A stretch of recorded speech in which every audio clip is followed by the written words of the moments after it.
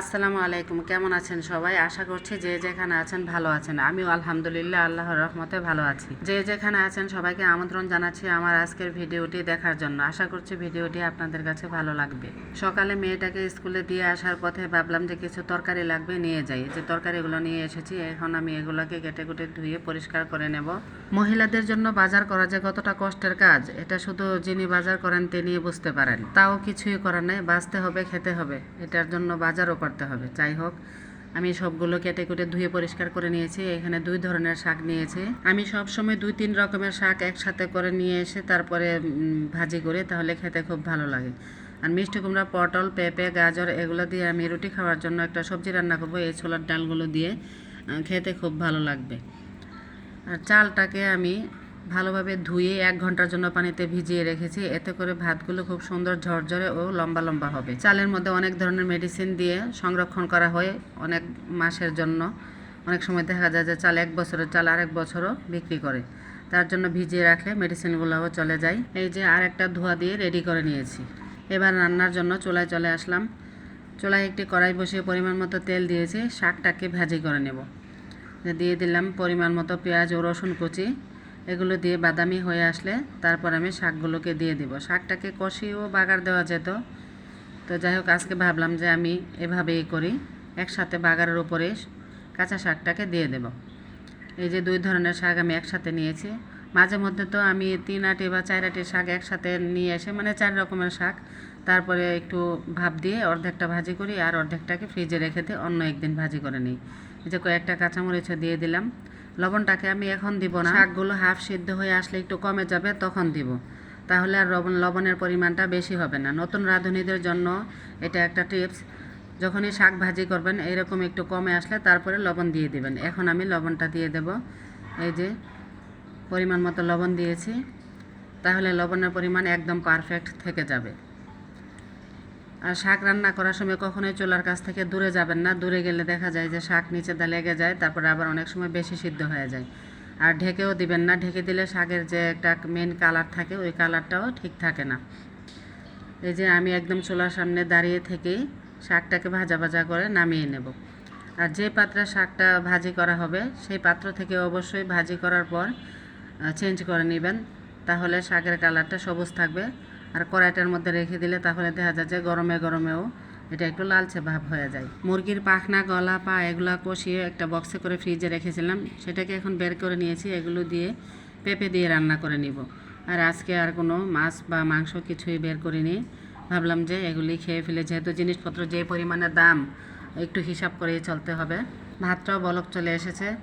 এই যে পেঁপেটাও দিয়ে সবগুলোর সাথে মিশিয়ে নিয়ে ঢাকনা দিয়ে ঢেকে দিব, এবার সিদ্ধ হয়ে আসবে। যে ভাতটার কথা যে বলেছিলাম যে ঝরঝরে হবে, এই যে আপনাদেরকে একটু দেখিয়ে দিচ্ছি যে ভিজিয়ে রাখার কারণে ভাতগুলো সুন্দর ঝরঝরে এবং লম্বা লম্বা হয়েছে। আমি তো চিকেনের এই অংশগুলো দিয়ে পেঁপে দিয়েও রান্না করি, লাউ দিয়েও রান্না করি, আবার অনেক সময় দেখা যায় যে চাল কুমড়ার ছোটো ছোটো যে জালি আছে সেগুলো দিয়েও রান্না করি। এই যে ঝুলের পানিটা দিয়েছি, সিদ্ধ হয়ে যাচ্ছে, তো কিছুক্ষণের মধ্যেই চুলা থেকেও নামিয়ে নিব। এই যে পেঁপের তরকারিটাও হয়ে গেছে, চুলা থেকে নামিয়ে নিচ্ছি।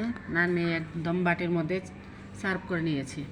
যেহেতু খাওয়ার সময় তো আবার বাড়তেই হবে, তার জন্য একবারে রেডি করে নেই। অনেক সময় পুরুষ মানুষরা বলে রান্নার কি কোনো একটা কাজ হলো, কিন্তু রান্নাটাও যে কতটা কঠিন বা কষ্টের কাজ, এই চুলার পারে এত গরমের মধ্যে দাঁড়িয়ে থেকে রান্না করতে হয়। যাই হোক, এই যে ফ্রিজে 2টা কাচকি মাছের পাতুরি ছিল আর রুই মাছের ডিম ভুনা করা ছিল, সেটাকেও বের করে নিয়েছি, গরম করে নামিয়ে নিব, তাহলে টেবিলের উপরে থাকলে খাওয়া হয়ে যাবে। এই যে সবজিটা রান্না করার জন্য আমি চুলায় হাঁড়িটা বসিয়ে দিয়ে পরিমাণ মতো তেল দিয়েছি। আর সামান্য কিছু মশলা দিয়ে আমি এই সবজিটা রান্না করব। এটা খেতে হয় দুর্দান্ত স্বাদের। যদি একদিন একটু বেশি করে রান্না করে নিয়ে ছোটো ছোটো বক্সে করে ফ্রিজে রেখে দেন, তাহলে যেদিন যতটুকু দরকার এতটুকু বের করে নেবেন, তাহলে সকালের নাস্তার জন্য আর কোনো চিন্তা করতে হবে না।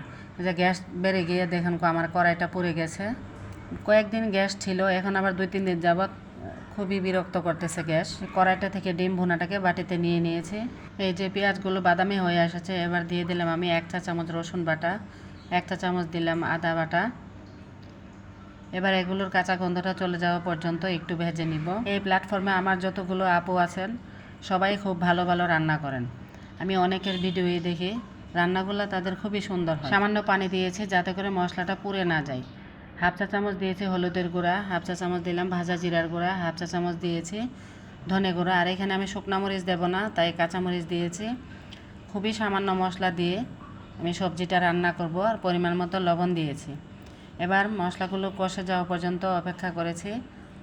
তারপর পেঁপে আর গাজর দিয়ে মশলাটার সাথে মিশিয়ে নিয়ে খুব ভালোভাবে কষিয়ে নেব। এই সবজিগুলো যেহেতু সাদা সবজি, তার জন্য হলুদের পরিমাণটা একদমই কম দিতে হবে।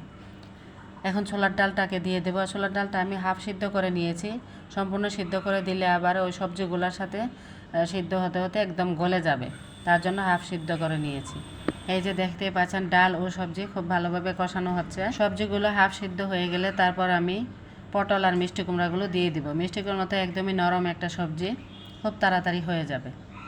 এভাবে ধাপে ধাপে যদি সবজিগুলো দেওয়া যায় তাহলে সবগুলো সবজি সুন্দর থাকে। আর একসাথে সব দিয়ে দিলে কোনোটা গলে যাবে, মানে কোনোটা শক্ত থাকবে, তাহলে দেখতে ভালো লাগবে না। এই যে খুব ভালোভাবে কষিয়ে নিয়ে ঝোলের জন্য সামান্য পানি দিয়ে দেব। এই পানিতে সুন্দর মতো সিদ্ধ হয়ে যাবে। আর এই সবজিটাতে বেশি ঝোলও রাখা যাবে না, একটু থকথকে রাখতে হবে। আর এমন অবস্থায় রাখলে চুলা থেকে নামিয়ে নিলে আরও শুকিয়ে যাবে। এই যে ধনে পাতাটা দিয়ে দিব, তাহলে খুব সুন্দর একটা ফ্লেভার আসবে, তাহলে খেতেও ভালো লাগবে। আমার কাছে তো এরকম একটি সবজি রান্না থাকলে রুটি, পরোটা বা সাদা ভাত আবার পোলাও দিয়েও খেতে খুব ভালো লাগে। আপনারাও একবার ট্রাই করে দেখবেন, অবশ্যই ভালো লাগবে। আমার দর্শকদের কাছে আমার অনুরোধ, এখনও যারা লাইক দেন না প্লিজ একটা লাইক দিয়ে চ্যানেলটিকে সাবস্ক্রাইব করে আমার পাশেই থেকে যাবেন। অলরেডি যারা সাবস্ক্রাইব করেছেন তাদের সকলকে জানাই আমার অন্তরের অন্তঃস্থল থেকে অসংখ্য ধন্যবাদ। আপনাদের একটা লাইক আমাকে পরবর্তী ভিডিও তৈরি করতে অনেক উৎসাহ দেয়। এই যে রান্না করা শেষ হয়ে গেছে, সব কিছুই আপনাদের সাথে শেয়ার করেছি। দোয়া করি সবাই ভালো থাকবেন, সুস্থ থাকবেন। আবার কথা হবে পরবর্তীতে অন্য কোনো নতুন ভিডিওতে। মেয়েটা একটা পুডিং বসিয়েছিল, সেটাও আপনাদেরকে দেখিয়ে দিলাম। আল্লাহ হাফেজ।